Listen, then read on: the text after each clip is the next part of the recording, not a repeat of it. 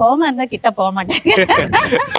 மத்தபடி நம்ம அவங்க இருக்காருன்னு ஃபர்ஸ்ட் தெரிஞ்சுக்கிறதே பெரிய விஷயம். அதெல்லாம் அதுதான் என்ன கேட்பாங்க, நீ எப்படி நீங்க ரொம்ப நாங்க வந்து அவர்ஸ் கணக்கா உட்காந்து பேசுறது அப்படிலாம் கிடையாதுங்க.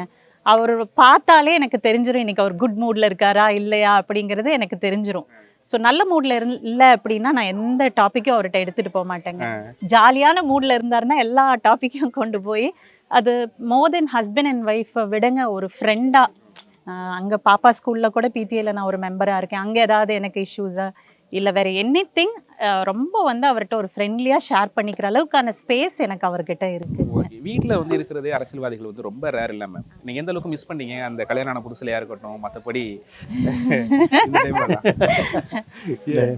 இல்லை அது ரொம்ப மிஸ் பண்ணுங்க. 10 days 15 days ஜாயிண்ட் ஃபேமிலி. நாங்கள் இங்கே எல்லாரும் இருப்பாங்க, எல்லாரும் ஒன்றா உட்காந்து சாப்பிடுவாங்க. எனக்கு மட்டும் அவங்க இருக்க மாட்டாங்க. அதெல்லாம் கொஞ்சம் இனிஷியல் கஷ்டமாச்சு.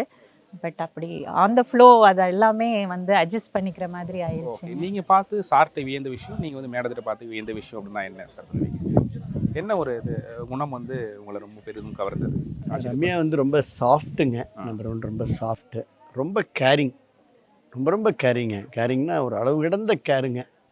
அந்தளவுக்கு கேர். ரொம்ப ஷெட்யூல்டுங்க, ரொம்ப ஷெட்யூல், வெல் ப்ரீ பிளான்டுங்க. நம்ம டோட்டலாக அதில் ரொம்ப பல கிலோமீட்டர் தூரத்தில் இருப்பாங்க. ஒரு அந்தளவுக்கு வெல் பிளான்டு, ப்ரீ பிளான்டு, அந்த மாதிரி ஷெட்யூல் பண்ணிக்குவாங்க. ரொம்ப கரெக்டாக இருக்கணும்னு நினைப்பாங்க. ரொம்ப எத்திக்ஸை ஃபாலோ பண்ணுவாங்க. ரொம்ப முக்கியம். ஒரு விதி மீறல் கூட அவங்கள்ட்ட இருக்காதுங்க. அதிலெல்லாம் ரொம்ப கரெக்டாக இருப்பாங்க. பெரிய ஆசை கிடையாது. இது மாதிரியான ஒரு உண்மையிலுமே ஐ எம் ரியலி கிஃப்டடுங்க.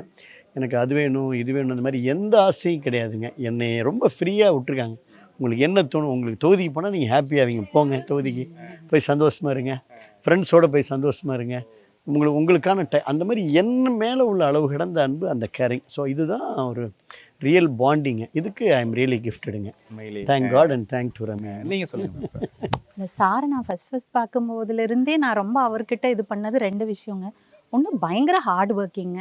இன்ன வரையுமே நான் வந்து வேறு யாரையும் அப்படி பார்த்ததில்ல. பயங்கர ஹார்ட் ஒர்க்கிங், டைம் கன்ஸ்டன்ட்லாம் கிடையாதுங்க. ஹார்ட் ஒர்க்கிங், பயங்கர சோஷியல் சர்வீஸ் இல்லைங்க. யார் என்ன எந்த டைம், நான்லாம் நைட்டு 11 மணிக்கெலாம் கால் வந்தால் நான் வந்து தூங்குங்க ஏன் எடுக்கிறேன். ஆனால் நம்ம கூட இருந்து பார்க்கும்போது தெரியும் அது ஏதோ ஒரு எமர்ஜென்சி காலாக இருக்குங்க. நம்ம ஏன்டா எடுக்காதீங்க அப்படின்னு நம்ம சொல்கிறது கூட நம்ம காலையில் ரிக்ரெட் பண்ணுற மாதிரி தான் இருக்கும். ஏன்னா ஏதோ ஒரு எமர்ஜென்சி இருந்திருக்குங்க. ஸோ அது 2 மணி 3 மணி எதுவுமே அவருக்கு கிடையாது. எந்திரிச்சு உடனே அவங்களுக்கு என்ன ஹெல்ப்போ அது பண்ணுவார்.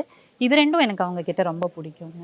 மேம் நீங்கள் சொல்லுங்கள், சார் பாடுவாரா இல்லை ஏதாச்சும் சின்ன முணுமுணுக்கிறதா இருக்கும்? இல்லை அசம்பிளிலெல்லாம் அவர் வந்து அந்த பழைய பாட்டெல்லாம் கொஞ்சம் பாடுவாங்க. 2-3 வரியெல்லாம் பாடுவாங்க. அம்மா எல்லாம் கூட அதை ரசித்து சிரிச்சிருக்காங்க. அதே நான் பார்த்துருக்கேன். இல்லை அசம்பிளியில் அம்மா புரட்சித்தலை அம்மாக்கா நிறைய பாடியிருக்கிறேன். நல்ல கவிதைகள் சொல்லியிருக்கிறேன், நல்ல கதைகள் சொல்லியிருக்கிறேன். ஃபேமிலிக்காக பாடணுன்னா ஒரே ஒரு பாட்டு தான் எனக்கு மனசில் தோணுது. இந்த மல்லிகை என் மல்லிகை என் மன்னன் மனதில் அப்படின்னு அந்த சாங் கொஞ்சம் எனக்கு பிடிக்கும். அவ்வளோதான். 2 வரி கூட எதிர்பார்க்க முடியாது.